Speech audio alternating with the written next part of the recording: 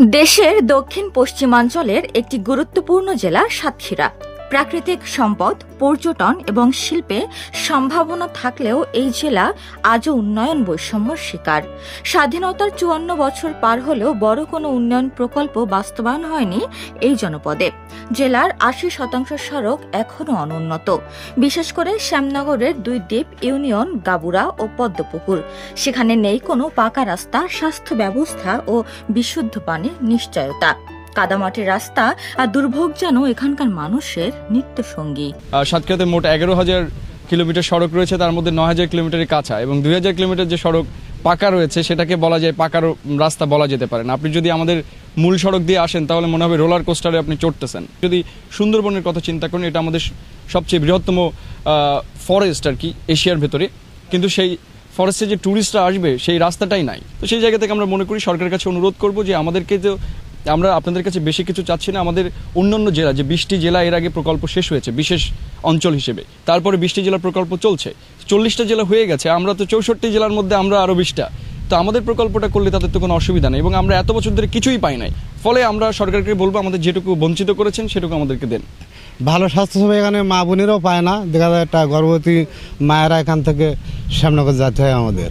দেখা যায় জাতি হলেও সেখানে একটা মাইক্রো বাস, কিন্তু আমরা এখানে প্রয়োজন মাইক্রো বাস তাও পাই না, অবহেলিত গাবুরা।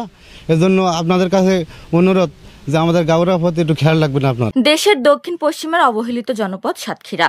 জেলাটিতে রয়েছে সুন্দরবন, যা পর্যটকের অপার সম্ভাবনা তৈরি করতে পারে।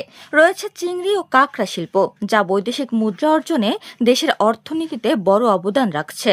তবুও অনুন্নত যোগাযোগ ব্যবস্থা, ভাঙাচোরা রাস্তা, পর্যটন অবকাঠামোর অভাব এবং রিসোর্ট বা আধুনিক সুযোগ সুবিধা না থাকায় এই সম্ভাবনা কাজে লাগানো যাচ্ছে না। এখানে গাবুরা এবং পদ্মপুকুরে কোনো পিচ রাস্তা কিংবা কোনো কার্পেটিং রাস্তা নাই।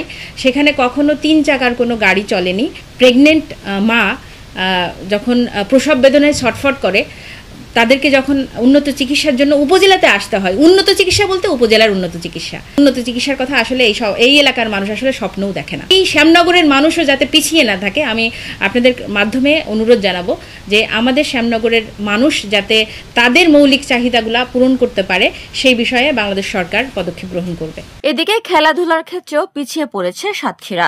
জাতীয় দলের বহু খেলোয়াড় উঠে আসলেও নেই কোনো পর্যাপ্ত খেলার মাঠ বা আধুনিক ক্রীড়া কমপ্লেক্স।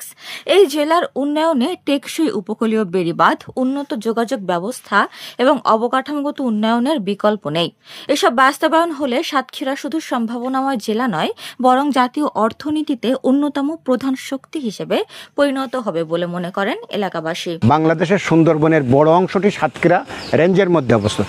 শুধুমাত্র যোগাযোগের ব্যবস্থার কারণে এবং যে রাস্তাটা মুন্সিগঞ্জ নীলডুমুর পর্যন্ত যাওয়ার মানে স্বাভাবিকভাবে যাওয়ার কোনো ব্যবস্থা নাই। আজ পর্যন্ত আমরা স্বাধীনতার পূর্ব থেকে শুরু করে আজ পর্যন্ত কোনো সরকার আন্তরিকভাবে সাতক্ষীরাকে উন্নয়নের জন্য কোনো পরিকল্পনা গ্রহণ করেনি। সাতক্ষীরা জেলায় একটা ভালো স্টেডিয়াম নাই, এখানে ভালো কোনো মাঠ নাই, মাঠগুলো পানিতে তলিয়ে গেছে। এখান থেকে ১০০ অধিক ন্যাশনাল টিমে খেলা করে ন্যাশনাল জাতীয় পর্যায়ে। যে স্টেডিয়ামটা আছে সাতক্ষীরাতে, এখানে কোনো জিমনেশিয়াম নেই, এখানে থাকার ব্যবস্থা নেই, এখানে গ্যালারি আছে অর্ধেক আর অর্ধেক নাই। তো আসলে জরাজীর্ণ অবস্থা। আমরা চাইবো এখানে একটা ক্রীড়া কমপ্লেক্স হইলে আমাদের সাতক্ষীরাবাসী উপকৃত হবে, খেলার দিক দিয়ে জাতীয় পর্যায়ে খেলতে পারবে। একটা ক্রীড়া কমপ্লেক্স আমাদের দাবি। অর্থনীতি ও পর্যটনে বড় অবদান রাখলেও অবকাঠামোগত উন্নয়নে পিছিয়ে সাতক্ষীরা। উন্নত যোগাযোগ ব্যবস্থা ও অবকাঠামোগত উন্নয়ন করতে পারলে এই জেলা বাংলাদেশের অর্থনীতিতে আরো বড় ধরনের ভূমিকা রাখবে, এমনটাই মনে করেন জেলা প্রশাসক। পুরো সাতক্ষীরা কিন্তু অর্থনীতি, কারণ এখানে যে কাঁকড়ার চাষ, কাঁকড়া এটা বাণিজ্যিক বিদেশে রপ্তানি করা হয়। এখানে আপনার মৎস্যের তো একটা অভয়াশ্রম, তাই না? এবং যে হোয়াইট গোল্ড যেটা বলে চিংড়ি, সেটা বিদেশে আপনার এক্সপোর্ট হচ্ছে।